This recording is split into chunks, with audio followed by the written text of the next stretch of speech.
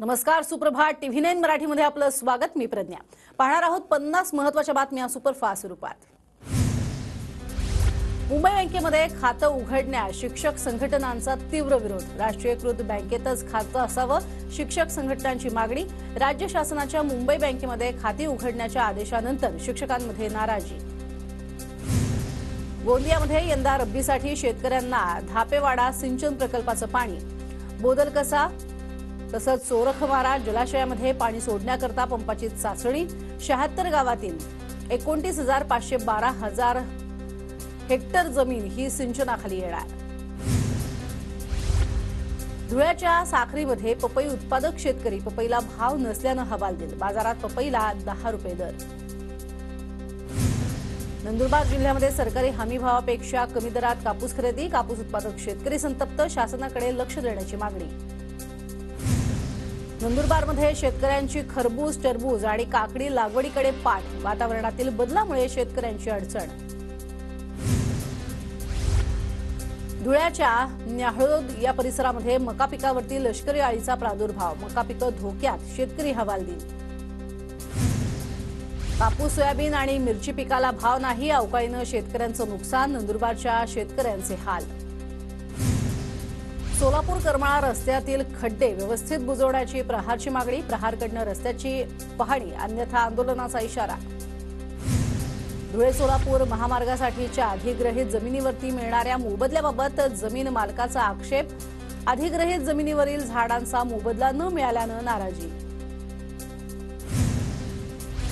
नंदुरबारच्या अंकलेश्वर बऱ्हाणपूर या महामार्गाच्या चौपदरीकरणाच्या कामाची प्रक्रिया सुरू. शहादा तालुक्यातल्या 200 हेक्टर जमिनीचं भूसंपादन होणार. उत्तर महाराष्ट्र ऊसतोड मुकादम आणि वाहतूकदार संघटना विविध मागण्यांसाठी पालकमंत्री दादा भुसे यांच्या भेटीला. ऊस दरवाढीसह विविध मागण्यांचं निवेदन सादर. धुळ्यात शेतीमालाला योग्य भाव द्यावा. रखडलेल्या सिंचन प्रकल्पांना निधी देण्याच्या मागणीसाठी भारत राष्ट्र समितीची निदर्शनं. मुंबई मेट्रोच्या संचलन आणि देखभालीसाठी 155 कोटींचा निधी. निधीमध्ये 150 कोटींची वाढ. शिवडी न्हावा शेवा सागरी सेतूचं 12 जानेवारीला पंतप्रधान मोदींच्या हस्ते लोकार्पण. सूत्रांची माहिती. सागरी सेतूचं काम पूर्णत्वास आल्याचीही माहिती. पुणे जिल्ह्यात दुबार नाव नोंदणीचे 28,000 तर समान छायाचित्रांचे 1,42,349 मतदार. मतदारांना निवडणूक आयोगाकडून नमुना अ नोटीस. पुण्याच्या मुळशी तहसील कार्यालयामध्ये खोटी कागदपत्र दाखवून मतदार नोंदणी करणाऱ्या 5 जणांवर गुन्हा दाखल. रहिवासी पुराव्यात तफावत आढळल्यानं पौर्ण पोलिसांकडून कारवाई.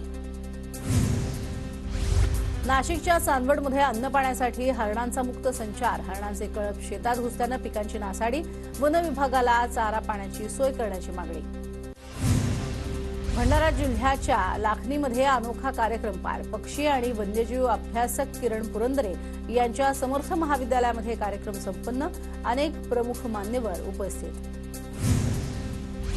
अधिवेशनात गोंदिया जिल्ह्यातील धानाला प्रति हेक्टर 20,000 रुपये बोनसची घोषणा. मात्र 10 दिवस उलटूनही शासनाकडून GR न काढल्यानं शेतकऱ्यांमध्ये संभ्रमाचं वातावरण. गोंदियामध्ये न्यायालयानं समन्स बजावूनही हजर न झाल्यानं गुन्हा दाखल. सालेकसा पोलिसांची धडक कारवाई. 4 जणांविरोधात गुन्हा दाखल. भिवंडीमध्ये दिवाणच्या दर्ग्यावरती पोलीस दलातर्फे चादर चढवून उरसाला सुरुवात. यंदाच्या उरसाचं 360वं वर्ष.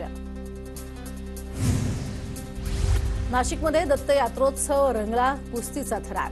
कुस्ती पाहण्यासाठी शिंगवे गावामध्ये मोठी गर्दी. दंगलीनंतर रात्री उशिरा यात्रेचा समारोप. उल्हासनगरमध्ये श्रीराम अक्षत मंगल कलश यात्रा संपन्न. श्रीरामाच्या जयघोषात कलश यात्रा पूर्ण. अयोध्येतील प्राण प्रतिष्ठापनेनिमित्त यात्रेचं आयोजन. अमरावतीमध्ये राष्ट्रसंत श्री तुकडोजी महाराजांच्या समाधीस्थळाला राज्य सरकारकडून अ वर्ग तीर्थक्षेत्राचा दर्जा. ग्रामविकास विभागाकडून परिपत्रक जाहीर.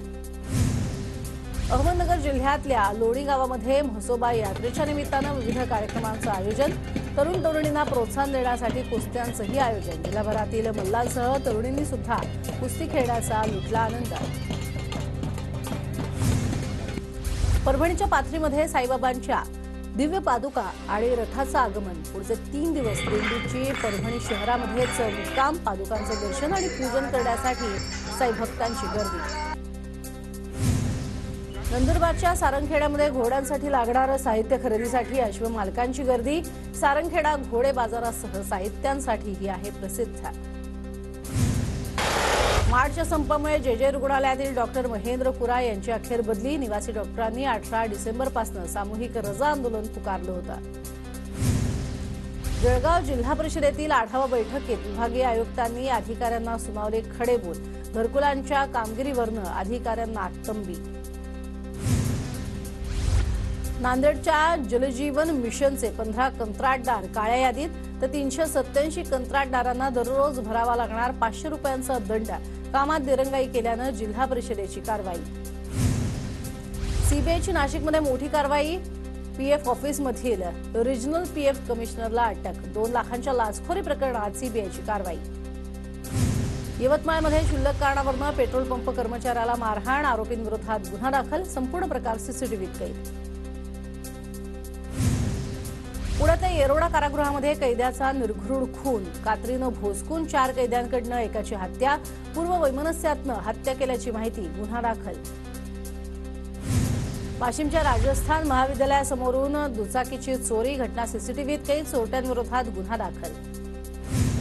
भिवंडी पोलिसांच्या ऑल आऊट कारवाईमध्ये गावठी कट्टा, तलवार जप्त, 19 गुन्हेगारांना अटक। पोलीस उपायुक्त नवनाथ ढवळे यांच्या नेतृत्वात कारवाई। भिवंडीमध्ये 9 दरोडेखोरांची टोळी जेरबंद। दरोडेखोरांविरोधात 14 ठिकाणी गुन्ह्यांची नोंद। सीसीटीव्हीच्या सहाय्यानं घटनेची उकल। उल्हासनगरच्या 3 डान्स बारवरती पोलीस आणि महापालिकेची संयुक्त कारवाई। 3 वादग्रस्त बार सील। पालिका आयुक्त अजीज शेख यांच्या आदेशानंतर कारवाई। विरारच्या अर्नाळा नवापूर परिसरात 2 गटात तुंबळ हाणामारी। व्हिडिओ सोशल मीडियावर व्हायरल। पोलीस ठाण्यात गुन्ह्याची कोणतीही नोंदच नाही। 2 गटातला वाद मिटल्याचं पोलिसांकडनं स्पष्ट।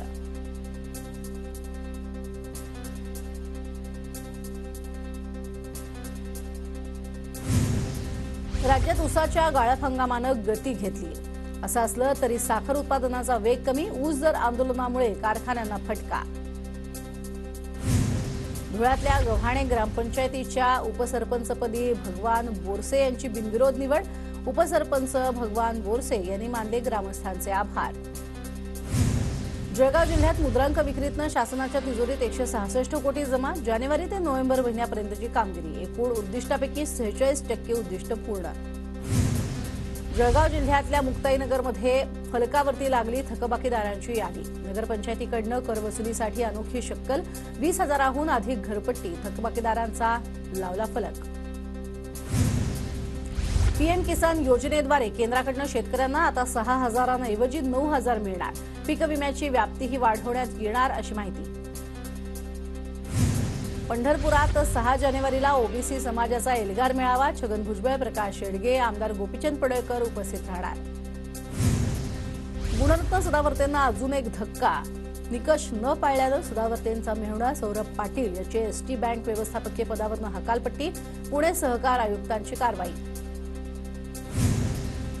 जळगाव जिल्ह्यामध्ये पुन्हा अवैध धंद्यांमुळे कायदा सुव्यवस्था बिघडली। जिल्ह्यातील अनेक जुगारांचे अड्डे, सत्ताधारी पदाधिकाऱ्यांचे एकनाथ खडसेंचा आरोप। महापुरुषांची बदनामी करणाऱ्यांवर कडक कायद्याची मागणी। कायद्यासाठी उदयनराजेंनी घेतली गृहमंत्री अमित शहांची भेट। मराठा आरक्षणाविषयी 40 दिवसांचा वेळ दिला, तेव्हा सरकारनं स्पष्ट भूमिका मांडायला हवी होती। आमदार राजू पाटील यांची टीका। मेहबूब शेख आकाशवाणी आमदार निवासामध्ये मुक्कामी असतानाची घटना। मद्यधुंद तरुणानं त्यांच्या खोलीत मुक्कामाचा हट्ट धरल्यानं बाचाबाची। मेहबूब शेख यांचं स्पष्टीकरण।